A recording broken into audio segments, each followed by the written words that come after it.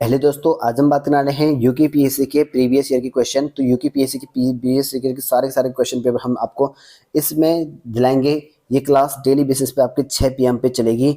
जो भी कैंडिडेट यहाँ पर देख रहे हैं उन सभी से निवेदन है कि डेली बेसिस पे 6 बजे प्रीवियस ईयर के क्वेश्चन देख लो। चाहे आप पुलिस कांस्टेबल की तैयारी कर रहे हो, प्रवक्ता की तैयारी कर रहे हो, या फॉरेस्ट गार्ड की तैयारी कर रहे हो, या आप वन विभाग में वन आरक्षी की तैयारी कर रहे हो, सभी के लिए काफ़ी महत्वपूर्ण एमसीक्यू सीरीज होने वाली है ये। और सारे के सारे जितने भी प्रीवियस ईयर के क्वेश्चंस हैं, जीके, जीएस, उत्तराखंड, हिंदी, जितने भी क्वेश्चंस होंगे सारे के सारे मैं आपको प्रोवाइड कराने वाला हूं। और आज के सेशन में हम बात करने वाले हैं जीएस के और करंट अफेयर के क्वेश्चन कहाँ कहाँ कैसे कैसे क्वेश्चन पूछ लेते हैं। थोड़ा सा आपको आइडिया यहाँ पर लग जाएगा, जो कि काफ़ी बेनिफिट आपको होने वाला है।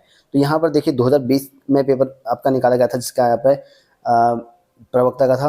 उसमें जीएस के करंट और क्वेश्चन किस तरह दिए गए थे वो आपको आइडिया इसमें लगने वाला है।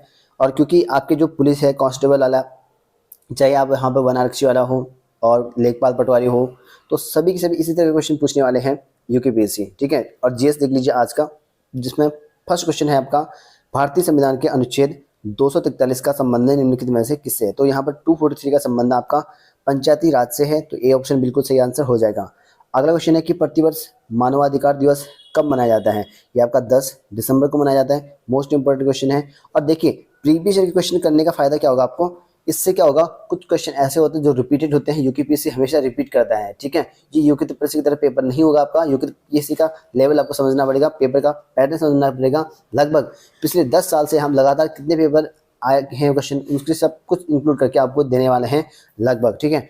तो सारे के सारे आपको जो है इंपॉर्टेंट देखने को मिलेंगे इसमें क्वेश्चन। ठीक। तो इसलिए ये क्लास आपके लिए काफ़ी इंपॉर्टेंट होती है।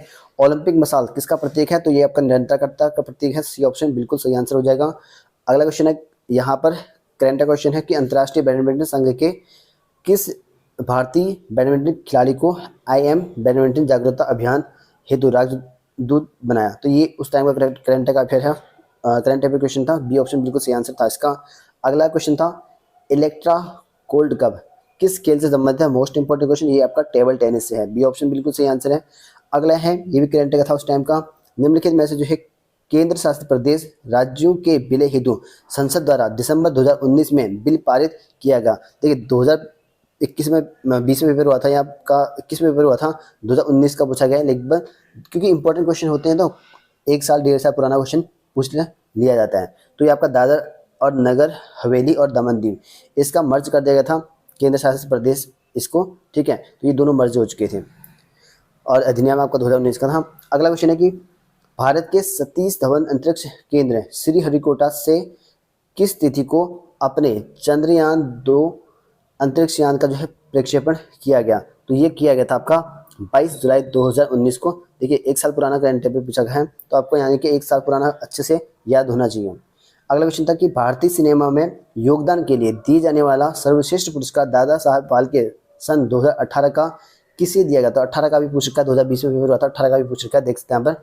ये आपका कौन सा आंसर सही हो जाएगा, ये आपका अमिताभ बच्चन था। ठीक है।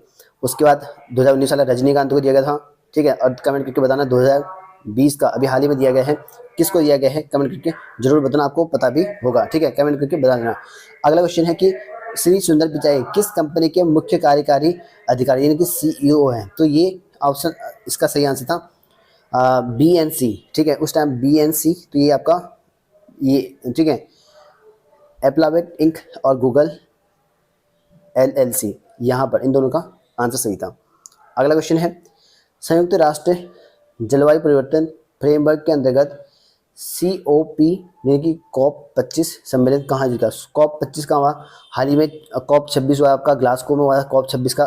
ठीक है। तो COP27 कहाँ होगा आपको कमेंट करके बताना है। ठीक है। और ये COP25 का पूछा गया था उस टाइम पे, ये काफ़ी इंपॉर्टेंट COP से क्वेश्चन पूछे जाते हैं। तो ये स्पेन में हुआ था आपका। ठीक है। मैड्रिड हो जाएगा आपका। और COP26 हुआ था ग्लासगो में था। COP27 का कमेंट करके आपको बताना है। अगला क्वेश्चन है यहाँ पर 51, निम्नलिखित में से कौन जो है ओस्लो समझौते से संबंधित है। तो ओस्लो समझौते से संबंधित बताना है। तो ये आपका था इजराइल सरकार और फिलिस्तीन मुक्ति मोर्चा के संबंध ये बीच समझौता था, ये आपका सही आंसर था। अगला क्वेश्चन है कि 2019 का साहित्य के लिए नोबेल पुरस्कार किसे दिया गया। तो 19 का पूछा गया था, ऐसे ही 20 का, 21 का, मतलब कि अभी हाल ही में 21 का दिया गया है आपका 2022 में। तो आपको बताना है कमेंट करके कौन सा होगा। इसके लिए जो है नोबेल पुरस्कार साहित्य के लिए मिलने वाला है अभी हाल ही में, ठीक है। और इसका आंसर जो सही था वो आपका यहाँ पर पीटर हेंड्रिक था उस टाइम का, ठीक है, ये इसका सही आंसर था। नेक्स्ट क्वेश्चन है आपका यहाँ पर कि प्याज के लाल रंग के होने का कारण, तो ये आपका था गंधक की उपस्थिति के कारण। इसमें जो है मेरे ख्याल से पढ़ते में लगाया गया था। ये जितने भी आंसर बताना सारे आपके ऑफिशियल आंसर किए हैं। अगला क्वेश्चन है कि निम्नलिखित में जो है सर्वाधिक विभेदन क्षमता वाला एक्स किरण की तरंगदैर्घ्य होती है, तो सर्वाधिक एक्स किरण की जो विभेदन क्षमता होती है कितनी होती है, तो ये आपकी होती है 2a, ठीक है, 2 एंगस्ट्रॉम।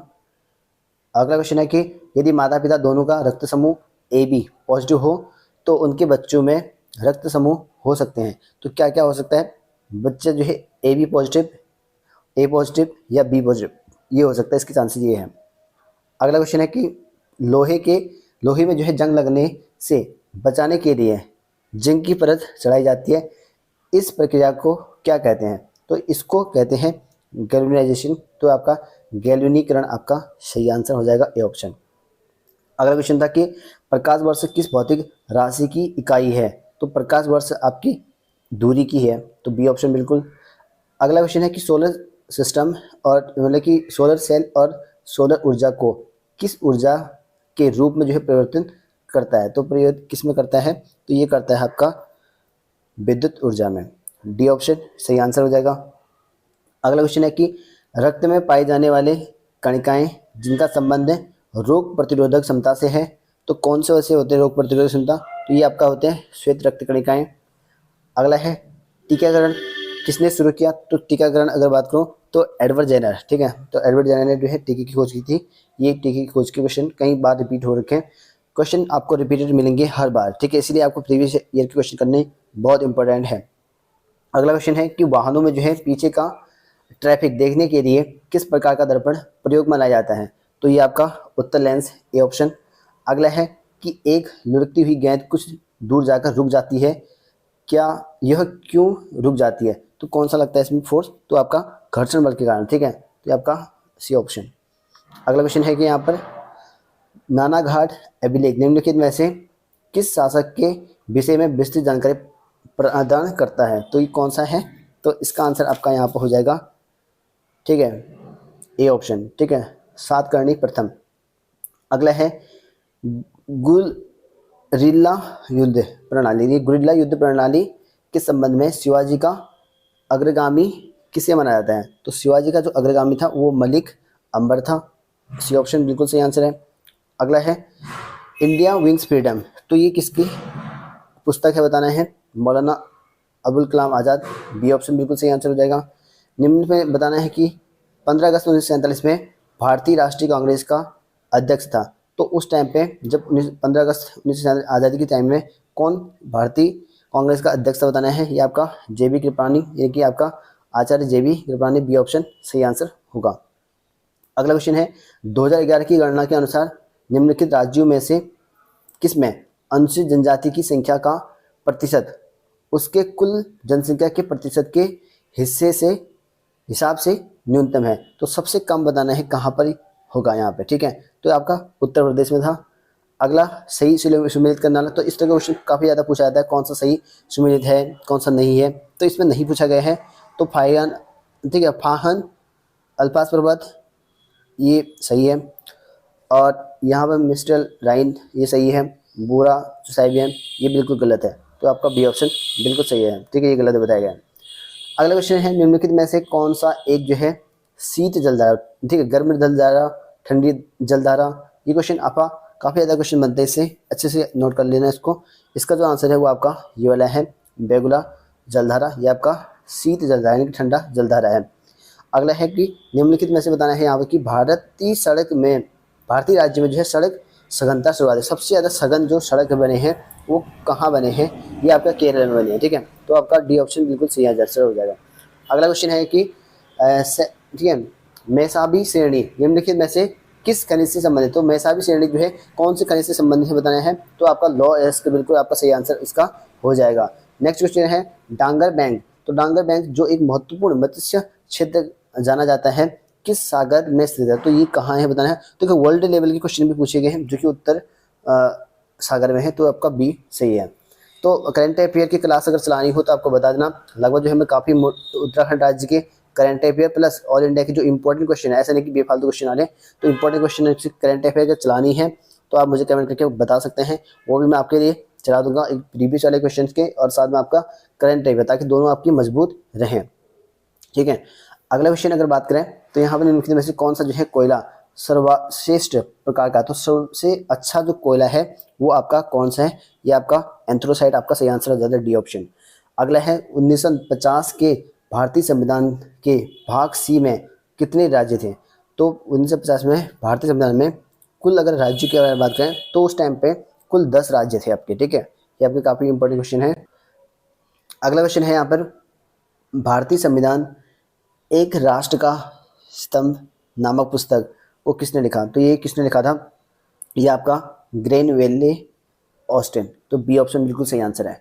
तो लगभग 41 से हमने यहाँ पर 75 तक कंप्लीट कर लिए हैं, लगभग आपके 35 क्वेश्चन हमने कर लिए हैं जो कि जीएस के पूछे गए थे इस टाइम पर। आगे की सेशन में हम बात करेंगे उत्तराखंड के क्वेश्चन के बारे में, वो हम यूके की जीके के बारे में हम कल डिस्कस करेंगे। सारे के सारे टॉपिक वाइज आपको करवाए जाएंगे यहाँ पर, जीएस वाइज, ठीक है, उत्तराखंड वाइज, हिंदी है, तो मेन चीज़ आपको फोकस करना है इन चीज़ों में, जीएस, हिंदी, उत्तराखंड जीके। तो एक करंट अफेयर भी इसमें आपको देखने को मिल जाएगा। हाँ, करंट अफेयर के क्वेश्चन की अगर सीरीज अलग बनाना, क्योंकि करंट अफेयर चेंज होते रहते हैं, ये तो इसमें 2019-20 के बारे पड़े थे। अगर आपको करंट अफेयर की क्लास चाहिए तो आप कमेंट करके बता देना, क्योंकि मैं बेहतरीन करंट अफेयर की क्लास लाने वाला हूँ आपसे भी, कमेंट करके बता सकते हैं। ठीक है, और डेली बेसिस पे आपको प्रोवाइड किया जाएंगे, चाहे उसमें क्वेश्चन 5 हो चाहे 10 हो, लेकिन इंपॉर्टेंट ऐसे क्वेश्चन होंगे उसका एक्सप्लेनेशन भी अच्छे से मैं कराऊंगा उसमें। अगर आपको चाहिए तो कमेंट करके आप बता सकते हैं, ताकि आपकी करंट अफेयर अच्छी हो जाए और सुबह के टाइम वो क्लास आएगी अगर आपको चाहिए तो। ठीक है, कमेंट करके जरूर बता।